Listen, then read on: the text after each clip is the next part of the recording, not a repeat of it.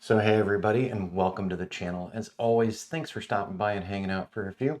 My name is Rich Charpentier. I'm the channel host, and normally on this channel we're talking about building our drone business, flight applications, construction progression reporting, 360 images, and a whole lot more. So we cover a series of topics that are relevant to people who are trying to build their drone business.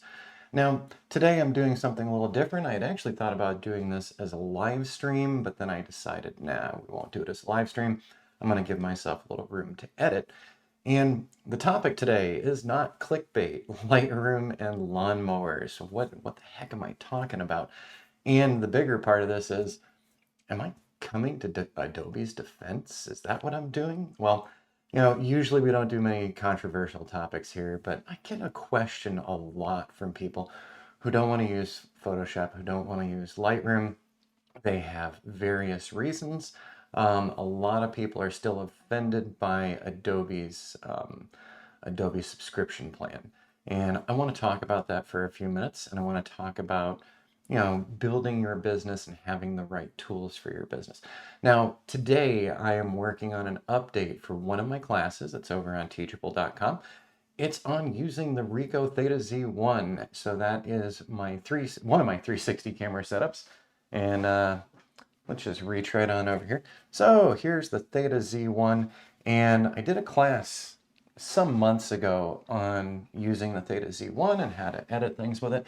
And I had a student comment recently that reminded me that I needed to do an update on the course because a new standalone stitcher for making 360s is available from Ricoh now.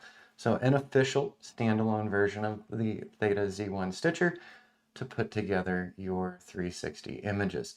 Now, the student got in touch and said, hey, there's the new stitcher. Can you talk about it a little bit? And yeah, absolutely. So the rest of today is going to be updating that class. I'm going to put a link up in the corner and down in the show notes if you're interested in the class as well. Now, I'm on Ricoh's thetalab.ricoh, and I wanted to pull up something about their new standalone stitcher. Now, the student who got in touch with me said, I don't want to use Lightroom. I'm not happy with Adobe's subscription policy. I hear this multiple times a month from people. And actually, in the class video, I said and I advised Ricoh really intends you to use Lightroom with their stitcher, even with the new standalone stitcher. So here we are on their webpage, on Ricoh's webpage. And so here's the workflow. This is the workflow Ricoh recommends. Shoot with the Theta Z1. You can do your dual fisheye, or you could do a JPEG, whatever it is you're doing. Once you're done with your shooting, they suggest importing it into Lightroom and developing in Lightroom. There's some reasons behind that, okay? And then step 3, once you've done your development work, use the Ricoh Theta Stitcher to create the final stitched version of the image for display online. Sorry about the background beeps there. I'm just gonna mute that speaker. There we go. Sorry about that. So this is Ricoh's recommended workflow. Now they've got a standalone stitcher, so we don't have to use Lightroom if we don't want to. Originally, if you wanted to use Ricoh's stitcher, you'd have to have Lightroom. Now you don't have to have Lightroom. You can import things in different ways. But the smoothest process, the smoothest workflow is shoot with the Theta, get it into Lightroom, do your development, export that sucker, get it online. Now, just scrolling down a little because I want to show this to you. We've got the standalone stitcher now, but how to use the new standalone stitcher from Ricoh. Develop your images with your raw editing software. They got a little asterisk right here. Little asterisk. Hello, asterisk. And so do your raw editing, export as JPEG or TIFF. And for the asterisks, I just want to highlight this because once again, we can process our Theta Z1 in other ways. So we could use something else for raw development, maybe Affinity, maybe Photoshop, maybe something else. But Ricoh says here, the raw editing software approved by Ricoh is Lightroom Classic 10.3. Okay, there you go. Ricoh has said it. Not only did they show us a workflow, Ricoh also says in their talk about the new standalone stitcher, which I'm going to be covering in the class, so we're going to do that update. And I don't mind doing that update. It's relevant for the students taking that class. But so Ricoh has their standard workflow. I use that workflow as well. I've had to use other workflows as well, but it is very streamlined when you're utilizing the stitcher and utilizing Lightroom. Now, the big thing, and I'm not kidding, I get it all the time from people, is I don't want to use Lightroom. I don't like the subscription model. I totally understand that. A couple of years ago, when they moved into the subscription model, I too was not happy about it. But then I calculated what my yearly subscription cost versus buying every new Creative Suite, because for those of you who are not familiar with this channel, done a lot of professional photography over the years, and I was co-owner of a gallery for 4 years, and I did a lot of editing and editing for clients, and I was using the Adobe Creative Suite so that I could get my hands on Lightroom and Photoshop and InDesign and a couple other things as well.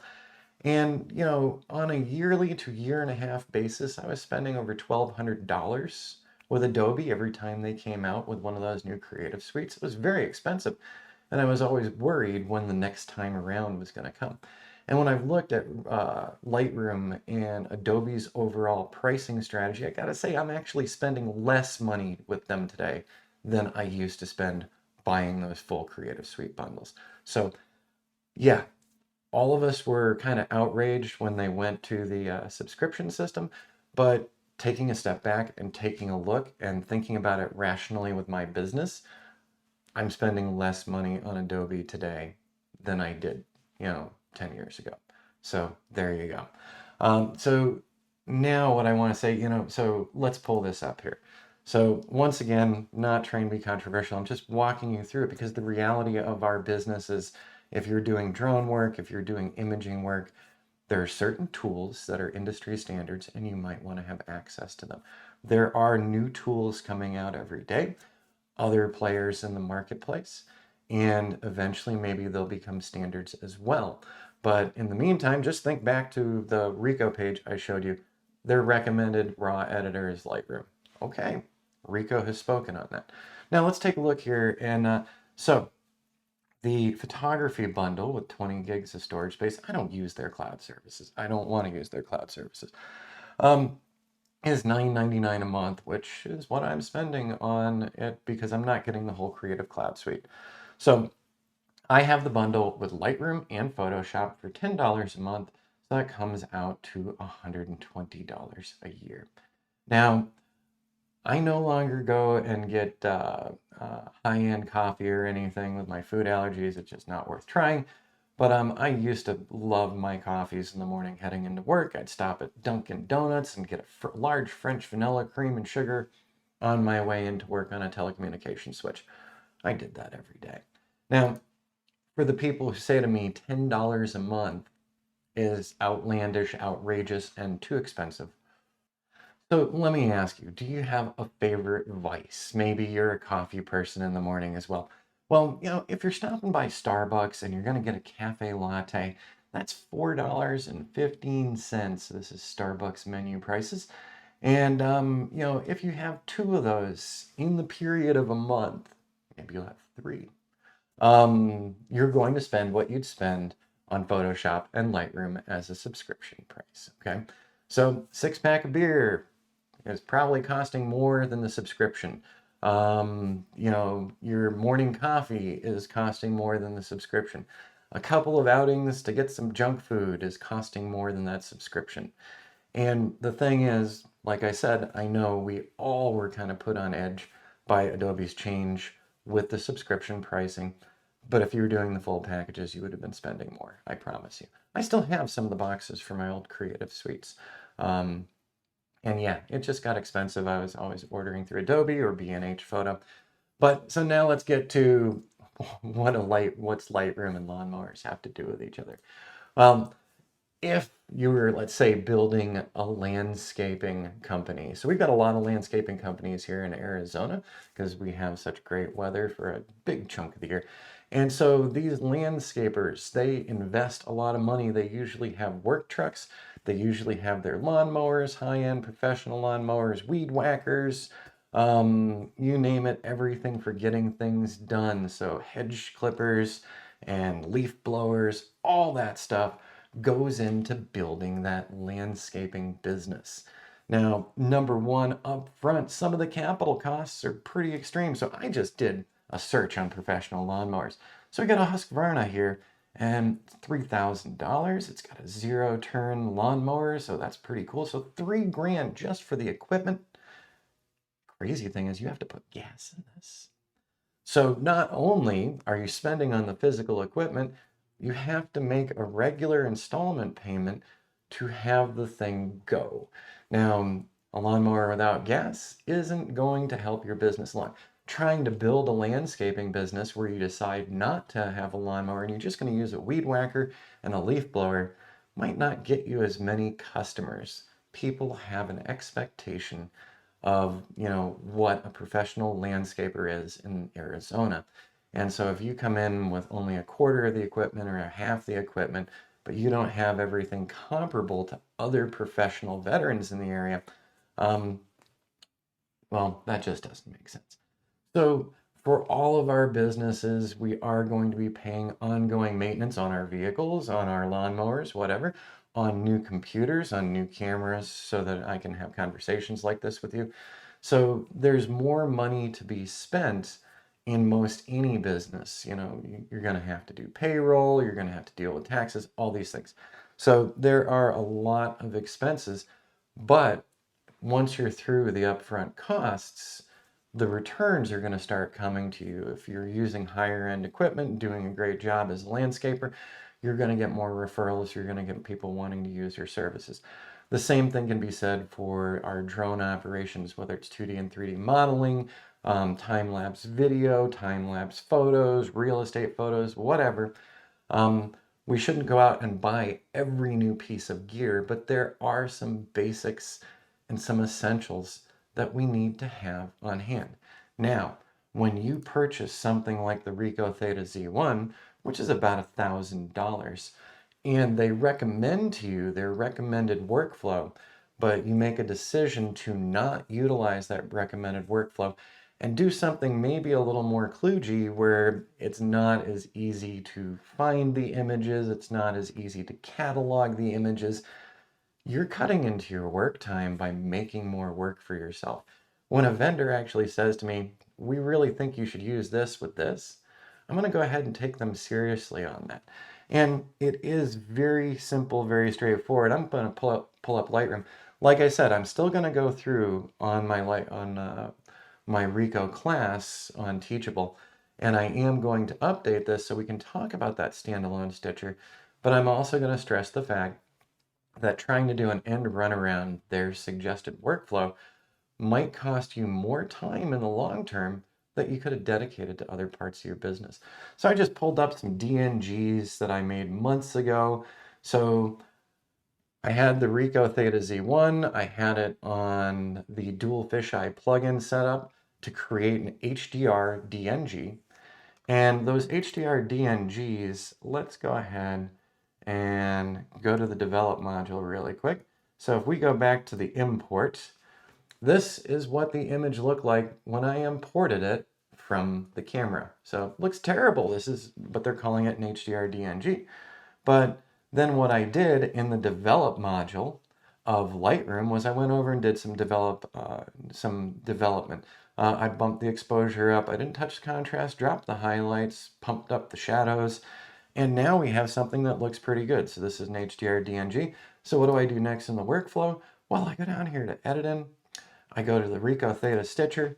It's going to launch the Stitcher for me. And when it's done launching the Stitcher for me, it's going to bring it back in. And then I can do my final touches on it. So I hit the edit button on this.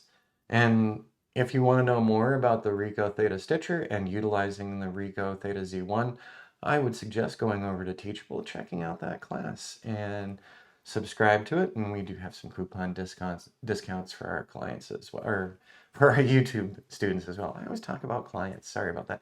All right, so here I am in the Ricoh Theta Stitcher. Normally, with its automatic settings, it's all set to go. I say okay to it. So I've synced these, and now let's go back to our DNGs, and I can't remember which one it is. So this isn't a full class on it right now, and I actually haven't done this in a little bit. Bottom line, though, you saw how simple it was for launching the Stitcher, and then it has saved it back into Lightroom. I just need to remember which 1969 box it goes in. So my bottom line, though, is that, once you get into this workflow, it becomes very simple, very straightforward, and very fast, saving you a lot of time, and time is money. So while we're all bothered by the Lightroom subscription, the Photoshop subscription, I think $10 a month is a reasonable enough price if it saves you several hours a month, which it will do if you're processing a lot of these 360s. If you're doing this on a regular basis for clients, having a very straightforward workflow that's easy to deal with is a huge deal. And it will impact your bottom line on billing, your bottom line on your customer interactions, how fast your turnaround time is, and everything. So there you go. So no matter what kind of building or what kind of business we're building, we are going to need some hardware, some software, some expendables, like the gasoline that goes into those lawnmowers. But in the end, if we all said it's too expensive to put gas into this lawnmower, by the way, my business is mowing lawns, you're going to have some problems in the business pretty quickly. So yes, there are other ways to stitch together stuff coming out of the Ricoh Theta Z1, but the easiest and most smooth process is the process recommended by them, which is shoot with the Z1, do your development in Lightroom Classic, do your stitching, export it out, and maybe do some additional post-production afterward. For those of you who are familiar with my class, yes, I also utilize Affinity Photo, but I utilize Affinity Photo on my 360s as kind of the final step because they've got a really nice healing brush in there that's better than Photoshop's and better than Lightroom's. And they have a 360 viewer so that I can actually take a look and view around the image. So that's where Affinity Photo comes in for me. But my standard workflow is get the shots, get them into Lightroom, do the editing, stitch them, get them up online. So there you go. So all right, everybody, I hope that I don't get a lot of negative comments on this. I usually, like I said, try to stay away from controversial topics. But I do have to say that if you are building this type of business, if you're doing drone work, if you're doing 360 work, that there are going to be some tools you just need to have and some tools that are highly convenient and will really speed up your workflow. Lightroom is one of those things. That's all there is to it. Nobody has created a management platform that is as good as Lightroom, in my opinion. So for managing all of my stuff, for being able to launch the Stitcher and other editors as well, Lightroom saved me a lot of time, and it sure as heck is worth $10 a month to me. But that's me. All right, everybody, I hope you found this one enjoyable and informative and not too controversial. And leave a comment below, leave a like and subscribe if you're new to the channel, and you'll be updated whenever we're doing new videos here. By the way, you can also support this channel over on our Patreon channel. So if you go over to Patreon/RichCharpentier, you'll find us there if you'd like to support us. And we do regular Zoom calls with our members. So every the first 3 Sundays of every month, we actually have a meetup. We talk about different topics, and we talk about topics relevant to the patrons on the channel. All right, everybody, once again, thanks for stopping in. Hope this was useful and informative, and I hope it gets you thinking about how much is $10 a month really. We'll see you again real soon.